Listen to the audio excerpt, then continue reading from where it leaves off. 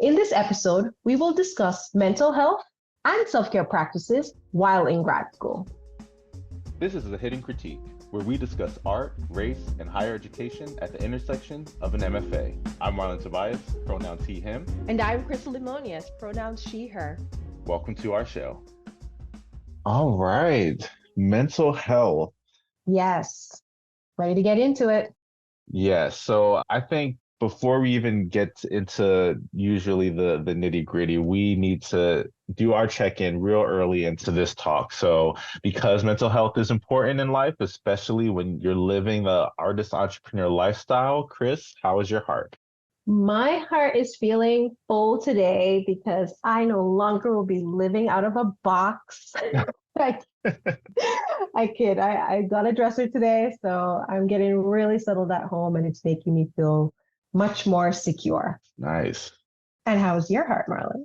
My heart, I am feeling really grounded and really secure, like you said, as I'm transitioning into this new location. This is the first time where I feel that things are really coming together very nice and smoothly. So I would say this is the first time where I'm getting the initial feeling of feeling settled in. And this is after maybe 5 or 6 months being here. So, and after talking with a lot of friends and colleagues who have done a lot of moving in their adulthood, they said that it usually takes about 6 months to a year for one to feel somewhat settled into a new location. And I'm finally starting to feel like that and finally starting to feel a little bit more ownership over this space that I'm in. So yeah, I would say grounded, definitely. That's wonderful. I believe that you are doing some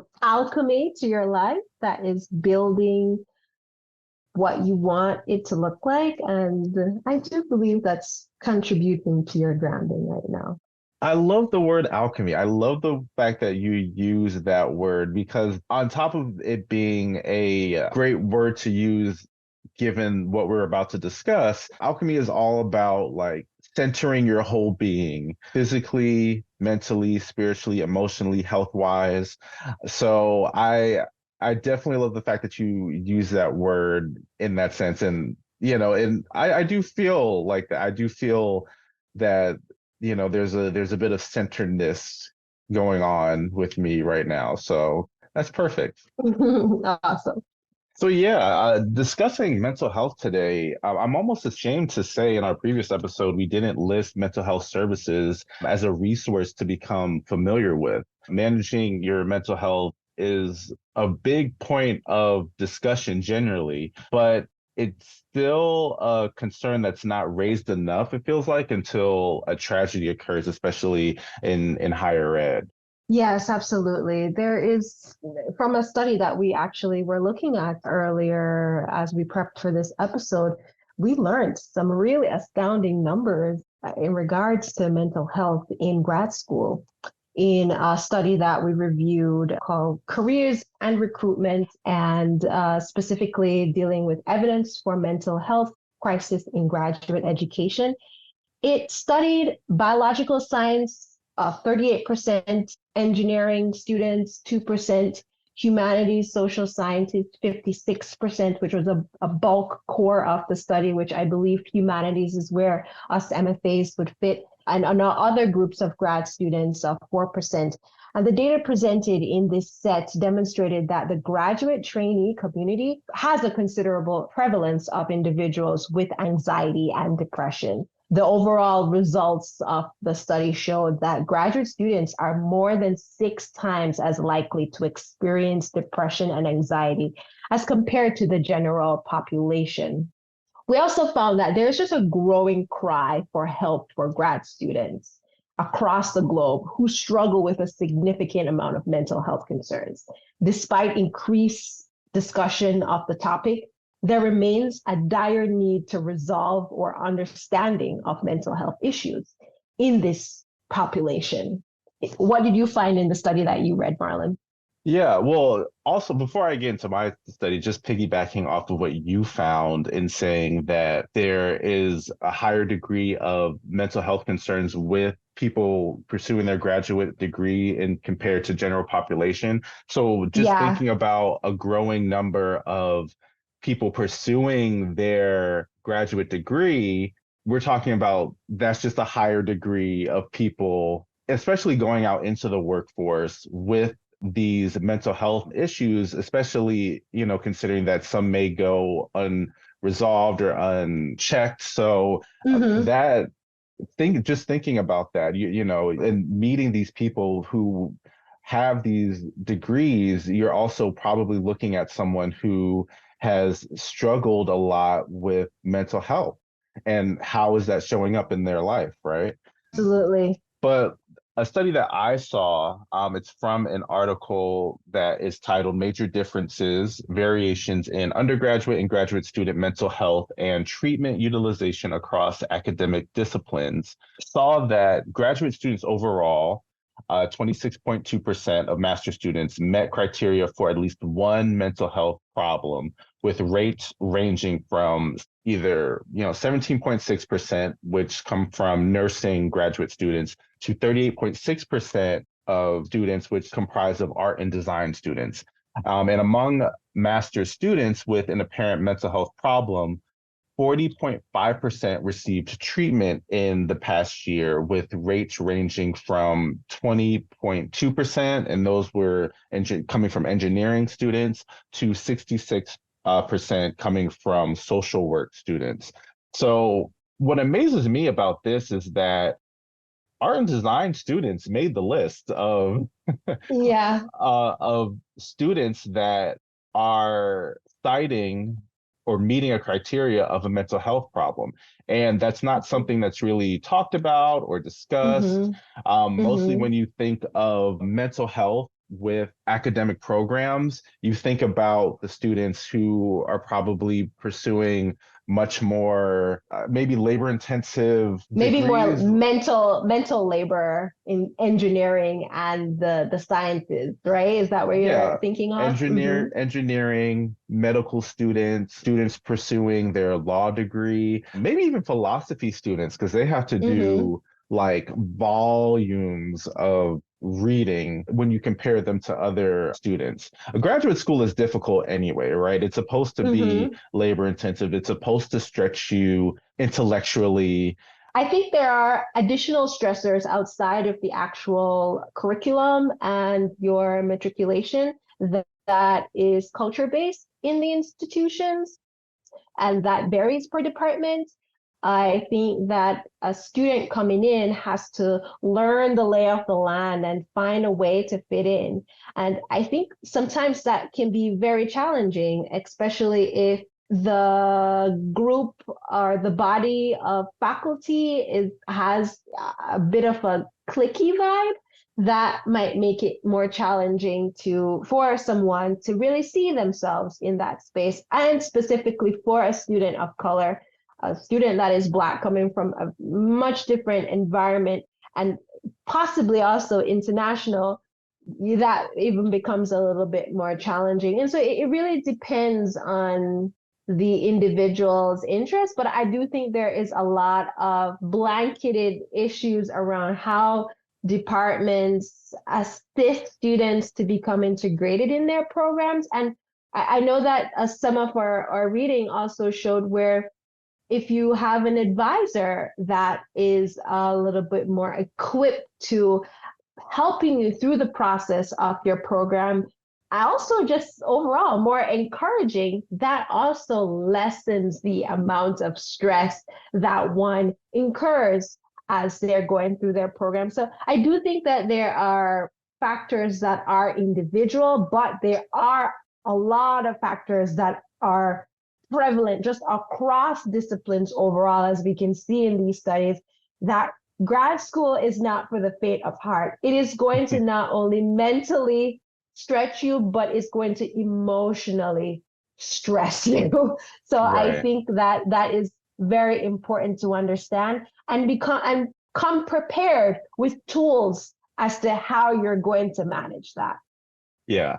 And I also just want to preface that even though traditionally graduate studies or even just pursuing any college degree, there is that high degree of challenge that can impact your mental health. I think programs and schools are starting to really look at that and look Mm-hmm. at the health of a student or the progression of a student from a holistic sense and incorporating and infusing mental health practices or at least resources that will address the mental health of a student to make sure that they're successful. And also just noting, because like you said, there are other layers that contribute to a graduate student's mental health, one being background, us being of African descent. Traditionally, there's a stigma behind mental health, right? Mm-hmm. So Yeah. and I will say, though, Black millennials, I would say that we're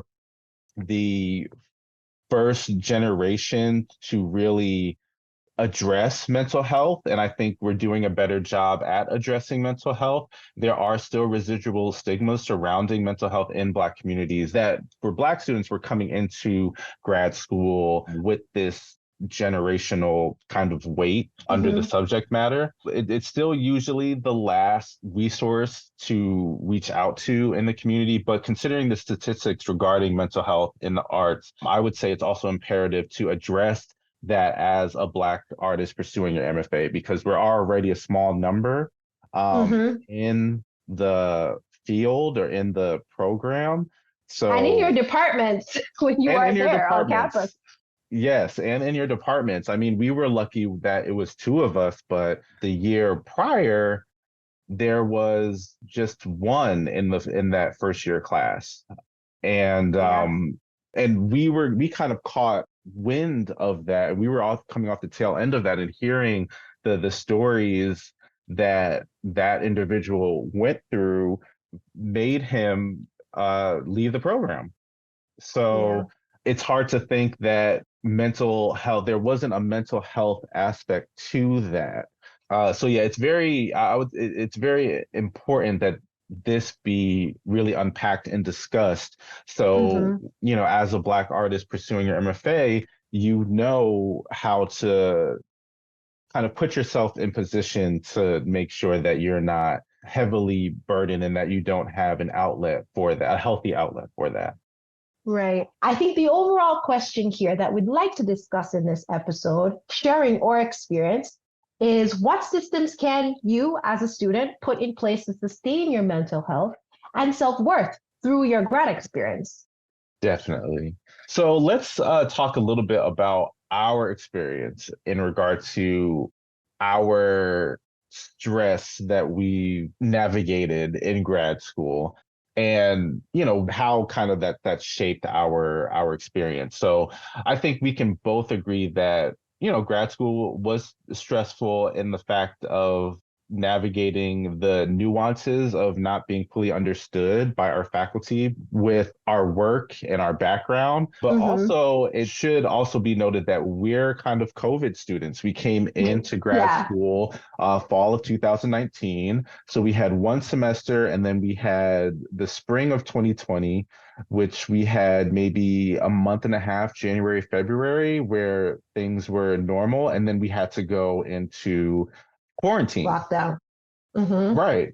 So that played a major factor into our experience of grad school, especially for us. Like we're going in one way, and then in the Mm-hmm. middle of our experience, or not even in the middle, it's still basically the beginning of our graduate school experience, there's this major pivot that the Mm-hmm. world had to take, not even the Mm-hmm. city, not the country, but the world had to take. And every day when you picked up social media or listened to the news or watched the news, there was a constant pivoting that had to be made with more news that came out regarding COVID. even though there were some benefits to being a student during COVID and, the form of some assistance like, our stimulus checks and so on and so forth, there were still elements of stress that we had to deal with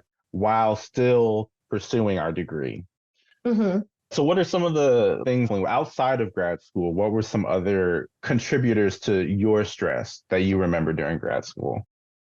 So I think what was first thing was when I started my first semester, it was very hard for me to get settled because I realized really quickly that the culture of the department, I felt a little bit outside of.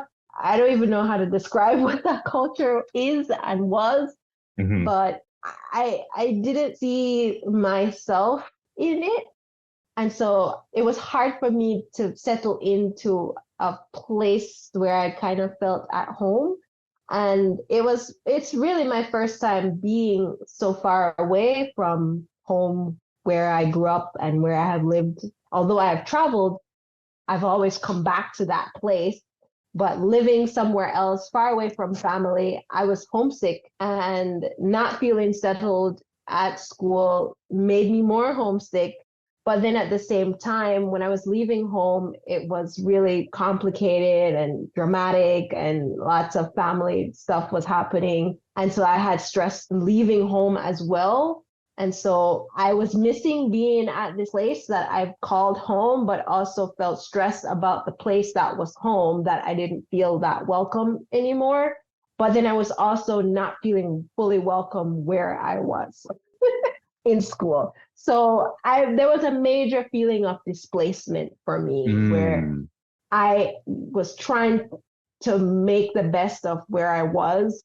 And to be honest, for me, as much as I know that COVID was a really difficult time for many people, being home during the lockdown was where I started to settle into routine that felt a little bit more like myself.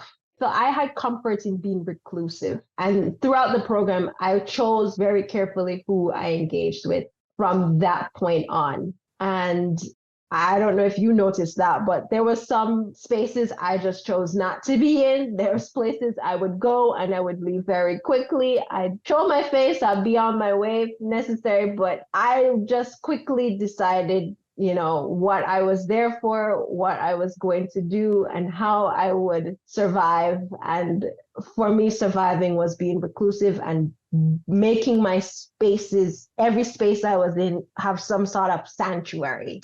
My studio was a sanctuary. My home that I shared with a roommate became a sanctuary. And that was it. I didn't really do much outside of that. What about you, Marlon? So there was the burden of being a non-traditional student. So in our cohort in particular, we were kind of older collectively. Mm-hmm. The youngest person was in their late 20s. I think they started when they were like 27, 28. And then the oldest person was in their 50s. Mm-hmm. So we were coming into the program as a certain type of adult that traditionally we came in with certain life experiences, but also certain life responsibilities that we had to take care of. So as far as finances, I know for me, in my case, a lot of the financial burden rested on me. I didn't have a net of maybe family or parents that could really help out in a significant way to take care of the bills or the finances. I also was in a relationship and had a whole household and had a whole list of responsibilities that I had to do in order to make my household run. So for many students that probably go in either single or they're in a relationship but not necessarily living together, I had to really schedule my time. So there were days where maybe I should have stayed in the studio later, but I couldn't because I had to be home at a certain time to take care of household duties. So it just that stress of kind of balancing those was pretty difficult. And also, as far as family issues, my mother, her health was declining. She was in a city 4 hours away from where we were, where our school was. Because her health was declining, I had to assist my brother, who was her primary caretaker. So there were a lot of times when I had to take trips to go help out and assist, Mm-hmm. which also aided to a point of stress of not just being a part-time caretaker, but also just dealing with the emotions of your parent getting sick and having to rebound or having to bounce back or having to compartmentalize those emotions in order to successfully finish our lesson plans and all of those things that came with the program. So those were definite things that were outside stressors. And I don't even think I really, well, first I didn't realize how stressful it was because in some, how my brain works sometimes is, you just handle it. um, and when I'm in the midst of handling something, I don't really necessarily think about how this is impacting my health Mm-hmm. per se. Mm-hmm. So and I also don't remember really talking about it in detail with my faculty. And I think a Mm-hmm. part of me also felt like, they would think that I'm making excuses or I'm not managing my time well or anything like that. So a lot of my management of my stress in my life came from, if not talking about them with you, who, I saw as a safe space to kind of discuss these things. I mostly just kept it to myself. Yeah. Yeah, I think that we certainly had cues that our body would give us to alert us that we were under stress. And, I maybe we can talk a little bit about that. How did we identify that we were under stress? What were some of those cues that you had that led you to want to talk or let it out? And I could share some of mine as well. Yeah. So for me, I found that I was very irritable and just kind of in this constant state of like irritated. Mm-hmm, mm-hmm, So that was definitely a cue that I caught on quickly. I found myself maybe getting in little arguments with either my partner or family members that over issues that usually I would just brush off. Loss of appetite was a major one for me. mm-hmm, So when I get stressed, I ignore hunger in some ways. And I'm already a person that really tries to monitor what I'm intaking because I come from a family that of a long line of um, family members who had diabetes and high blood pressure. So I'm always kind of cognizant of moderating what I'm eating. But when I'm under stress, sometimes I just choose not to eat. And then mm-hmm, also just heavy fatigue. And I'm not sure if this is just a sign of getting older, but especially in grad school, I found myself really, really tired to the mm-hmm, point where it was really, really difficult for me to get up in the morning. Uh, mm, and it was also really difficult for me in the evening times to stay alert. Think mm, of myself in some ways as a night owl. And I found that even sometimes just my midnight oil was just not burning like it used mm. to. Yeah. So those were some definite signs that there was like an imbalance going on with me. How about you?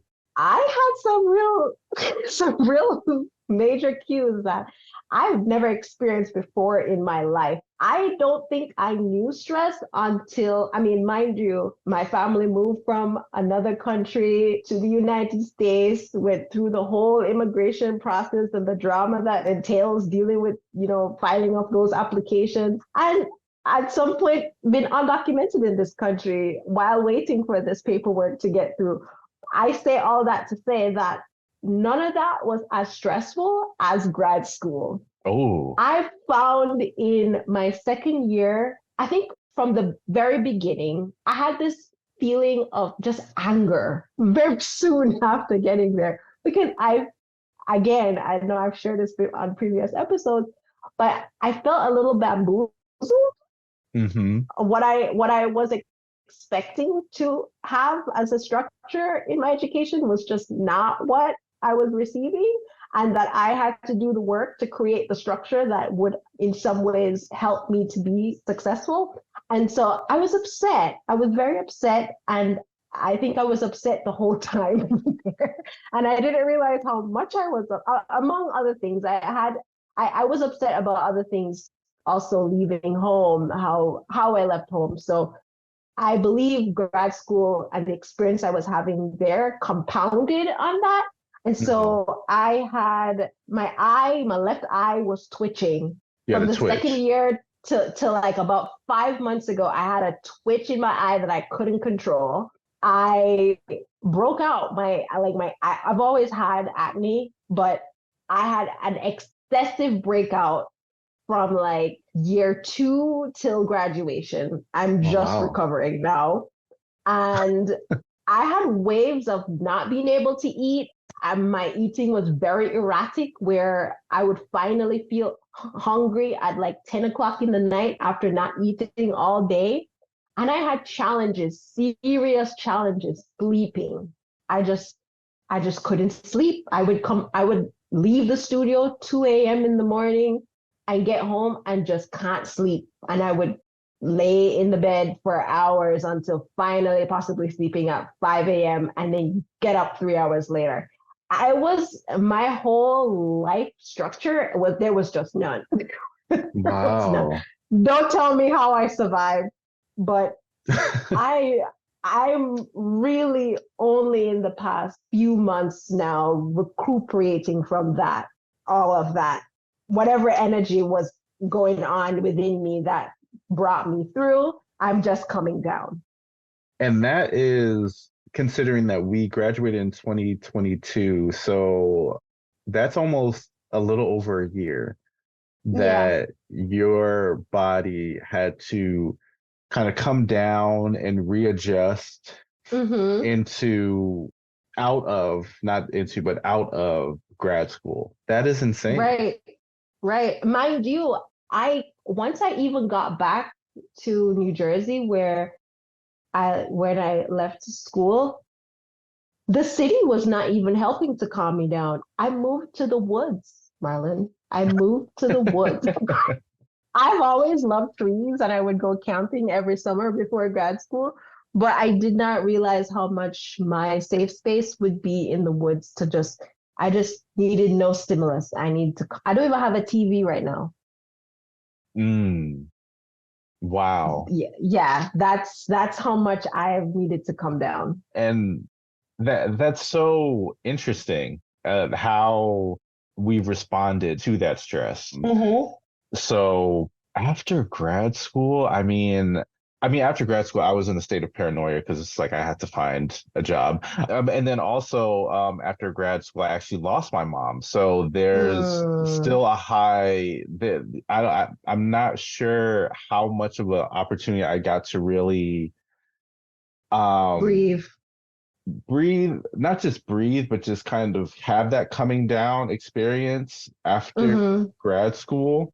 What I'm finding currently, though, after the move that me and my partner made recently, and Mm-hmm. since not having to rebuild everything, but also that I'm really finding moments where I have a little bit of time to rest, Hmm. and I'm trying to allow myself the opportunity to rest and really metabolize all of the stress that I went through the past 3, 4 years or so. Yeah. So yeah, that was, I think that was a way that I kind of responded to my graduate school experience, as far as Mm-hmm. mental health is concerned. Yeah.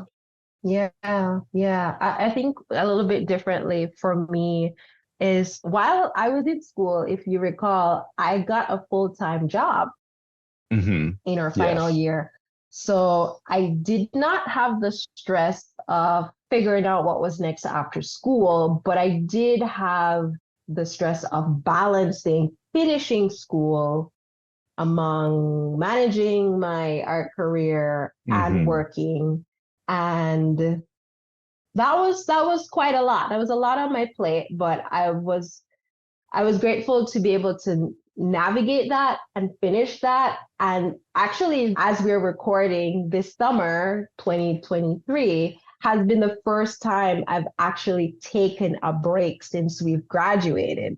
So June 2023 has been, that just ended, was my month of rest because I had been working pretty much full time, finishing a contract for a project that I had for a year in grad school and a bit after, and then starting to actually adjunct and teach here in New Jersey. And now, just for the first time, getting the summer off to regroup, rest, and go into what's next. Recharge. Yeah. So I think we should definitely also talk about during grad school in particular, what were some ways that we practice self-care? Mm-hmm. Mm-hmm. So what were some of the things that you did to, even though, I mean, we were stressed and we did have adverse reactions to our stress, what were some ways that you were able to manage that? I think the first thing for me was, how can I take away something, whether from our seminars or from a directed study meeting with a faculty? What could I take away from it? And sometimes I just could not really gather. I felt that in some ways, some faculty spoke in code or just not in the language that I always grasp. And so I had to debrief with colleagues like yourself to make sense of it. And that was a major part of my self-care. How do I use what they're saying? How can this be useful to me? And sometimes it may not be useful at this point in time. Maybe I pack it on a shelf for later usage, or maybe I don't need it at all. And so having someone to talk through that with was important for my sanity, but then also just to really see how I could be effective in my studio practice while also utilizing some of what faculty saying, which I assumed was towards my growth. And in some cases it was, in other cases it wasn't as useful for me. And I think also taking walks around campus was helpful. It helped me to calm down some, especially when I really got myself uptight in a ball, and taking a walk would get me to calm down a bit and regroup and be able to think a little clearer. Taking naps. I made sure to have a space in my studio. You remember my little break nook? I had two chairs. Yeah, you kind of set up a little bed for yourself. I did. I had blankets, I had bedding because our studios were always cold. And I had a place to sleep because I was having issues sleeping at night. I needed to be able to sleep if I needed to sleep. If sleep was coming, I wasn't gonna deny it because it was rare at that time. So I made sure I could sleep. And lastly, not lastly, there's two more things. I started skating in my second year. I started skating again, and I found myself looking back to these things that I found joy in as a kid, and skating was one of those things. And so I used to skate around campus. That was really fun for me. This was after the major lockdown of COVID, and we got back into the second year. That's when I started doing that. And lastly, eating with you and some of the other colleagues in our year, having meals together, that was really healing. How about you, Marlon? For me, there were things that I did before COVID, and then there were things that I tried to do after COVID, right? So before COVID, I remember really getting back into exercising. So I had actually signed up for a trainer Yeah, I remember that. at our school's rec center. And I remember scheduling meeting with him very early in the morning to help kind of jumpstart my day. I'm not a morning person at all, but I know that Wow. I need, no, not at all. I'm definitely one of those people that wake up, especially if it's still dark outside, that wake up angry. And I need some time to just, I need some time to just kind of settle in out of unconsciousness. Yes. so I had intentionally signed up to start an exercising routine early in the morning and getting myself to campus early in the morning. So also I would just have time to kind of also settle into the studio or maybe a class that I had to teach, just the daily workings of grad school.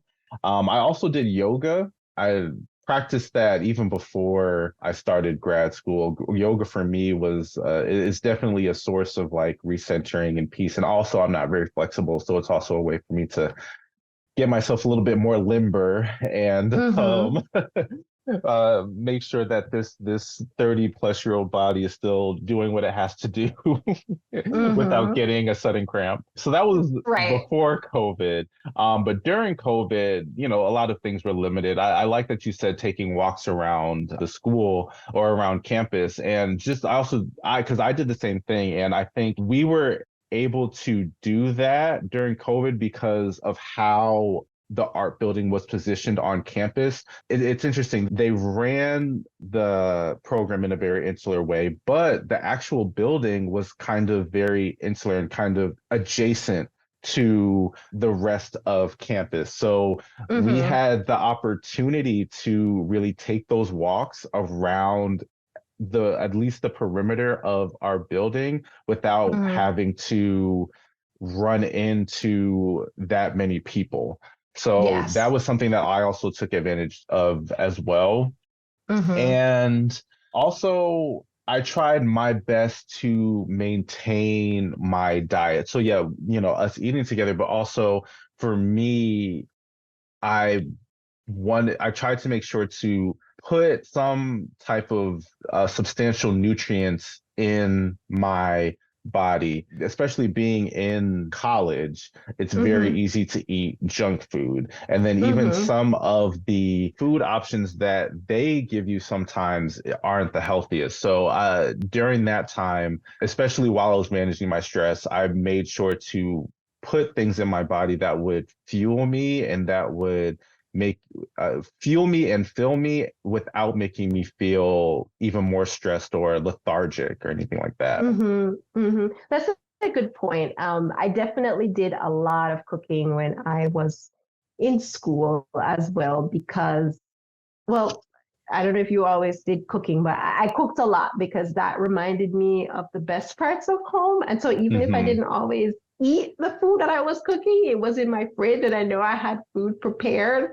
And Right. that was a way for me to make sure that I was keeping good health. Yeah.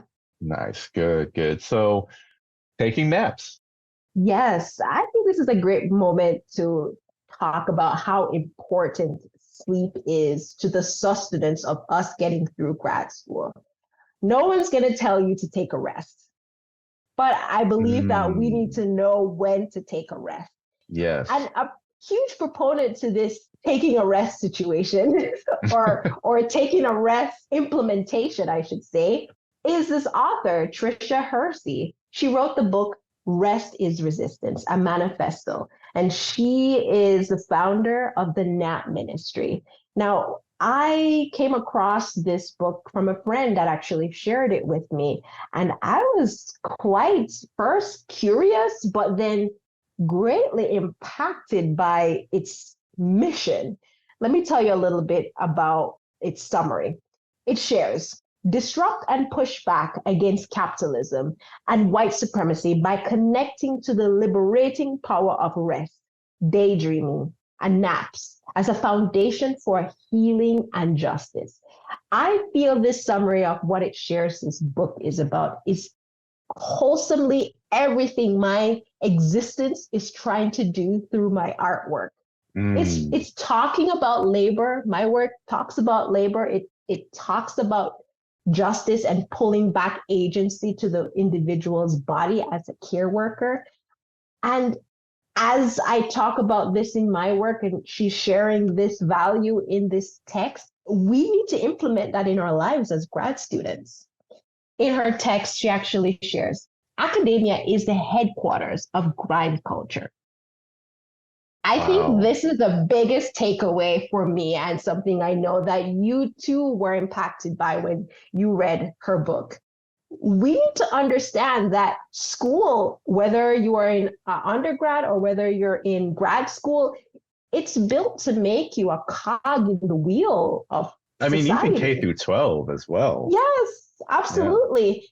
Yeah. And so understanding that you are being built to be somewhat of a machine to do a task and stick to that task day in, day out, one should also grasp that your rest is not a priority and you have to say enough is enough and take a nap.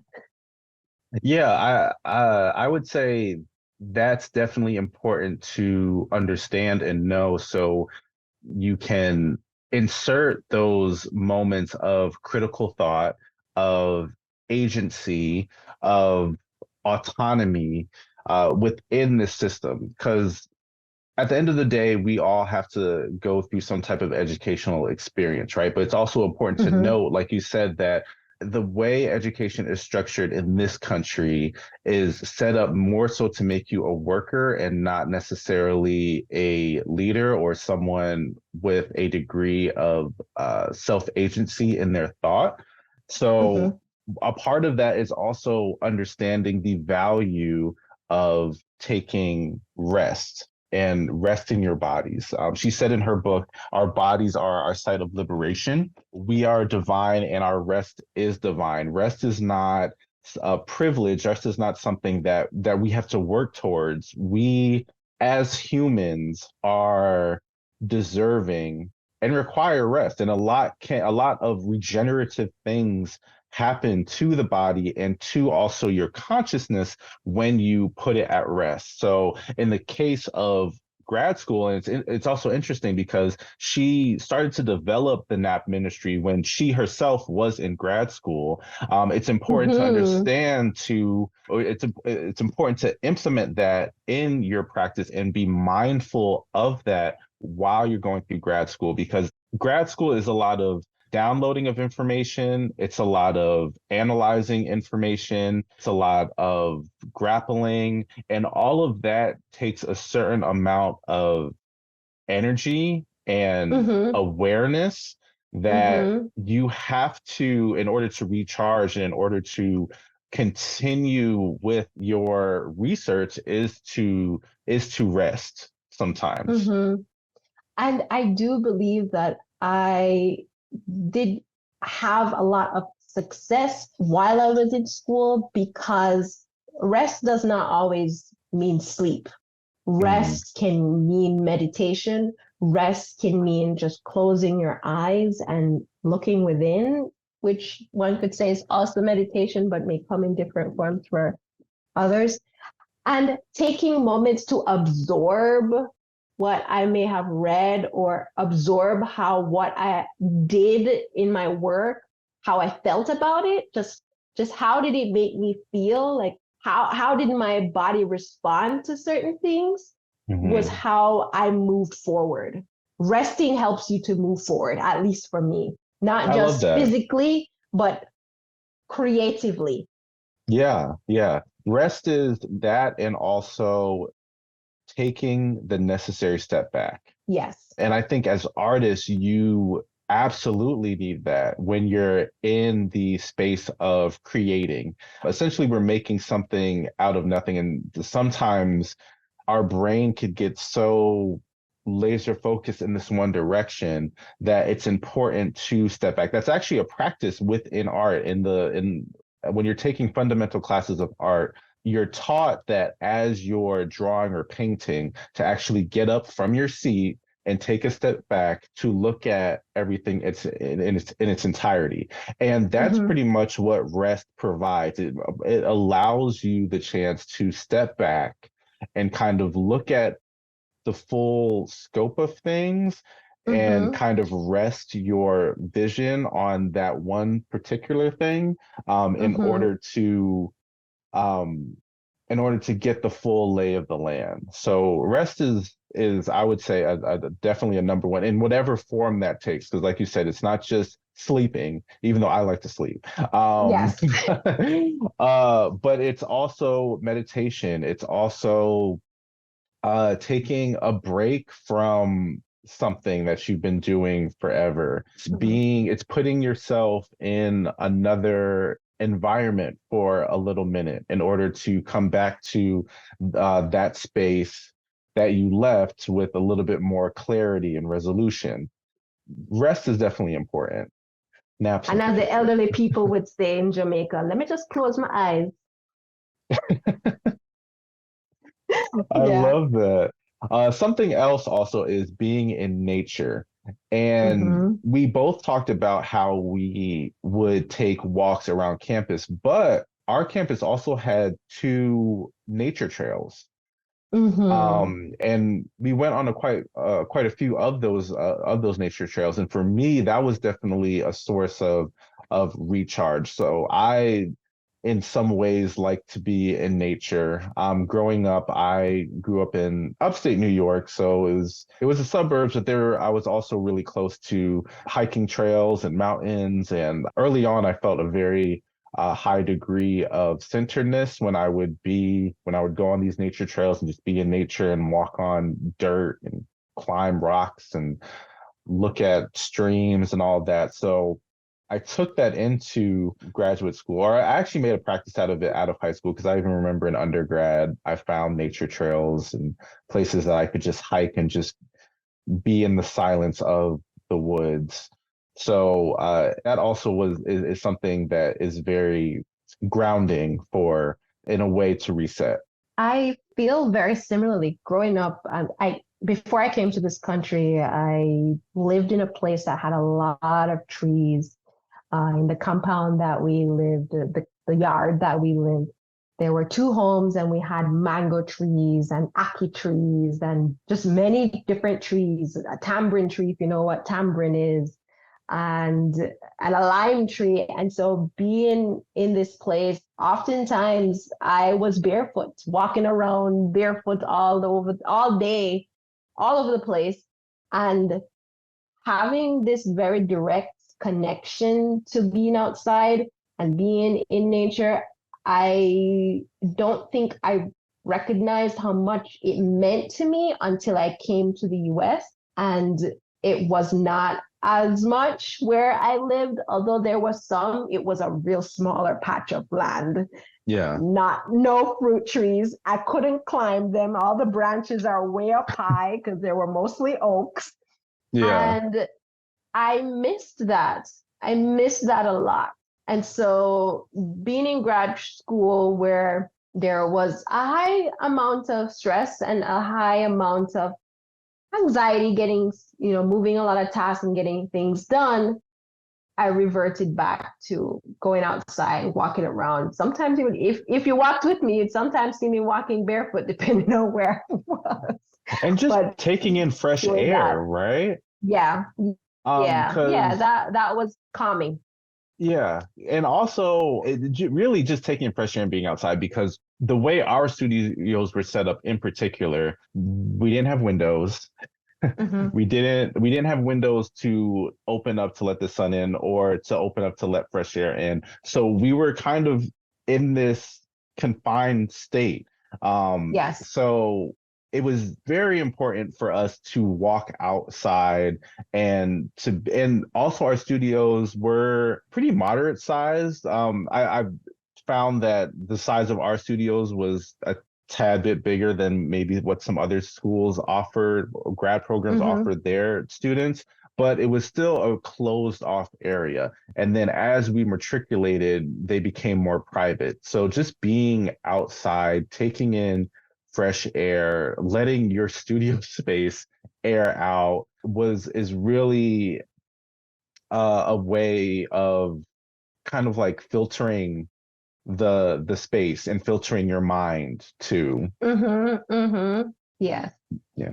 I would say another thing is engaging and building with your community. It's very easy as an artist to be an artist can be somewhat of a solitary experience in a lot of ways, especially if you're a formal artist, like a painter or a drawer or a draftsman in some way. Traditionally, that's looked as a very singular experience that you have like by yourself. And so for our field in particular, it's definitely important to build and engage with community.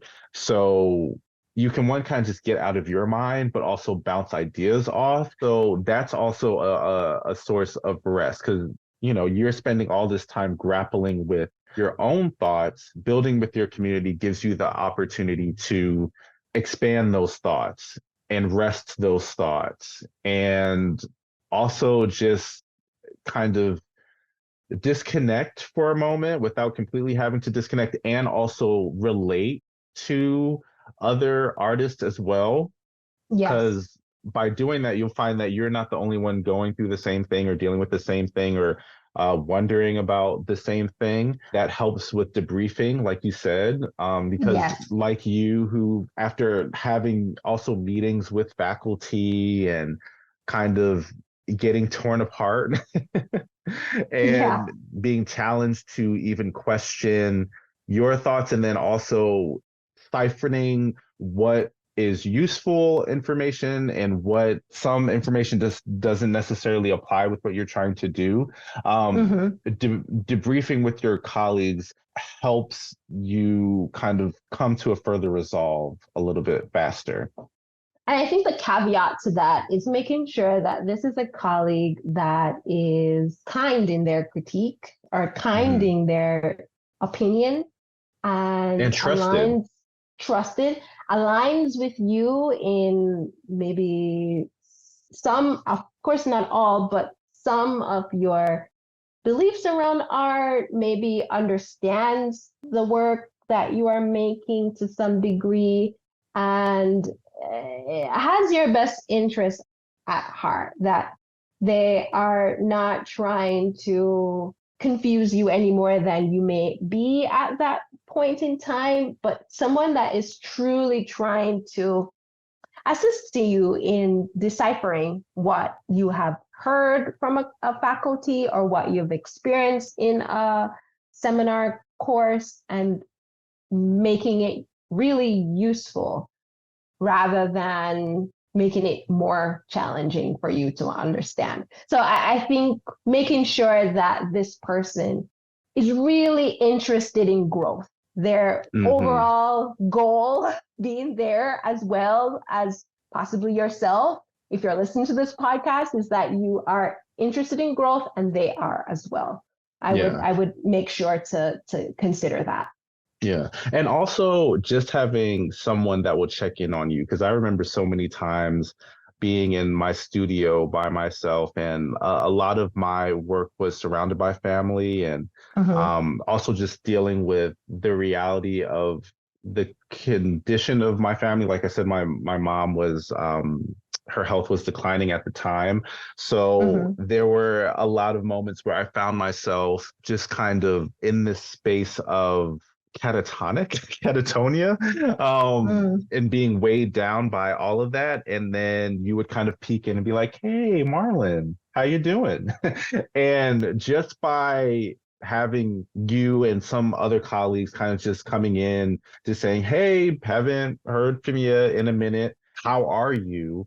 Is something that you can benefit from actively engaging and building with your community. You have someone that, or you have some ones that will check in on you and that will also give you insight and let you know that, oh, you're not okay.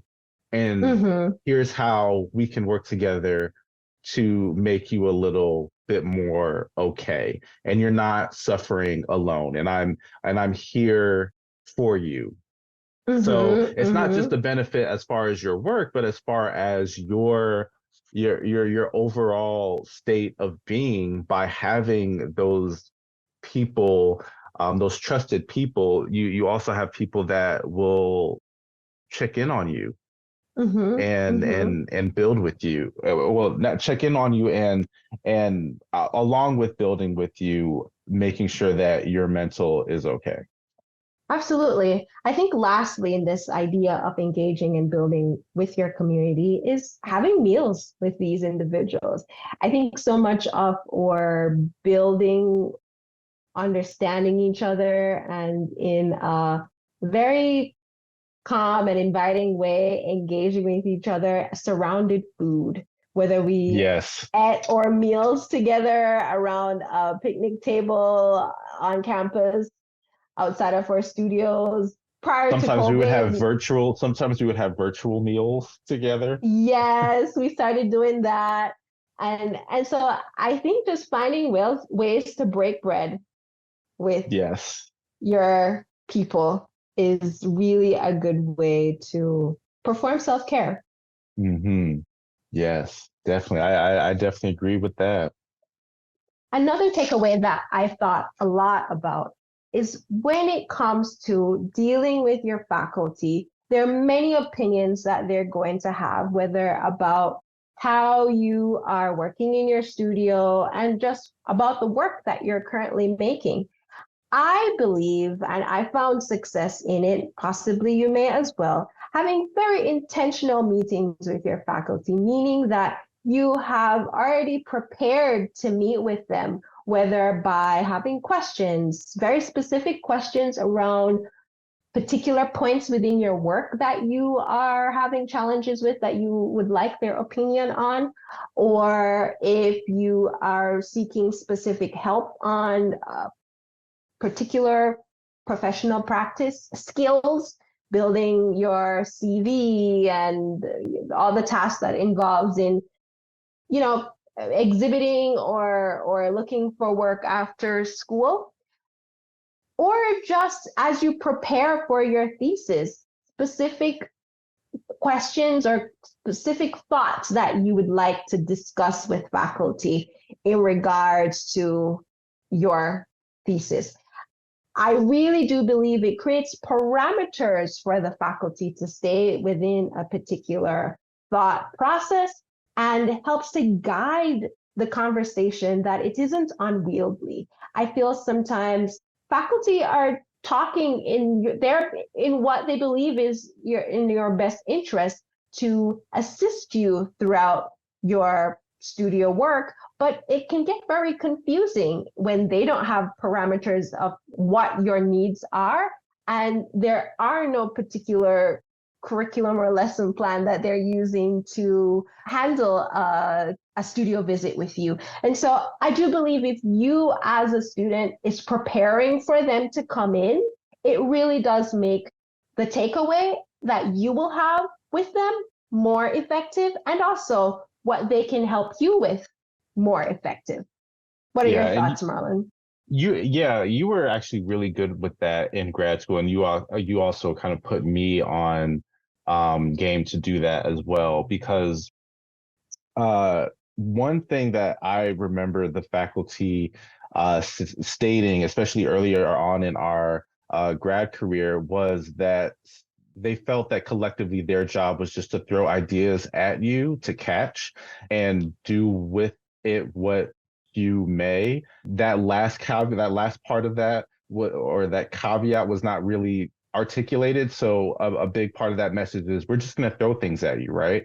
And that can definitely raise your stress because you're looking at these people who, at these mentor figures as people that may have that may have a degree of a higher understanding of art, and a little bit more gravitas to their opinion. So when you have all of these ideas thrown at you, that can definitely negatively impact your stress as you try to resolve and come to more of a solid place with your work. So coming into preparing yourself to have intentional conversations or have conversations with faculty with a little bit more direction and kind of guiding them and helping them with what you're trying to do will definitely help with lowering the amount of stress that you will deal with after the meeting. So something that I remember very poignantly, especially when we were in our thesis year, is that we formed our committees. We were supposed to form our committees, but you took an extra step and actually delegated specific jobs a little bit for your committee members. So I sure did. Yeah, I remember you said that you sat them down and one by one, you pretty much told them, this is why I chose you to be in this committee, and this is what you will discuss, or this is the framework in which you will discuss or analyze my work. And this is how you will analyze my work. And this is how you will analyze my work. And I think that was brilliant because you are now facilitating the conversation. You're organizing the conversation, and you're organizing it in a way that after the meeting is done, you're not left overwhelmed. You're not left in feeling that you're going in the wrong direction, or you don't feel a degree of unclarity on what direction you're going into. And that's kind of helping you kind of move forward with a certain direction, that an unwavering direction that can lead you more successful, not only to the completion of your work, but also the level of, I want to say, just sanity. Yes, absolutely. I think for me, I was juggling a lot at that point in time. So I wanted to make sure that my relationship with each of my committee members was very clear and concise of what I needed from each person. And I do believe inefficient. I do believe from their feedback that it helped them to also be very able when necessary to help me, because they knew exactly what they needed to help me with.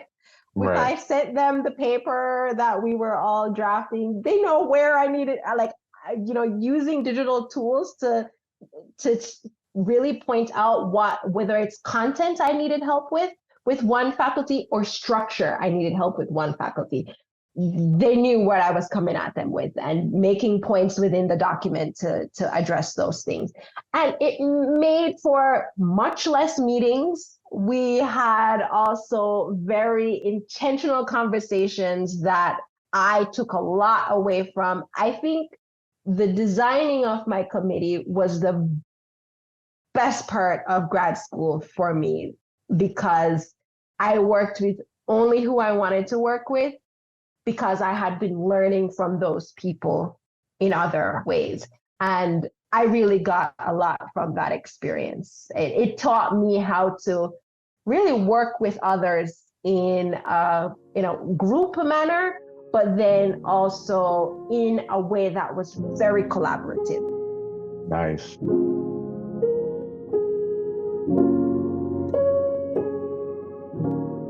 All right, we're at that time again where we're at the point of the show where we want to hear from you, the listener.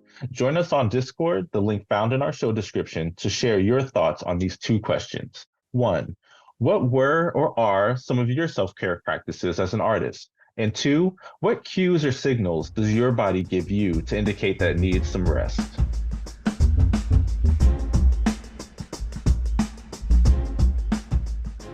Thank you for listening to our episode.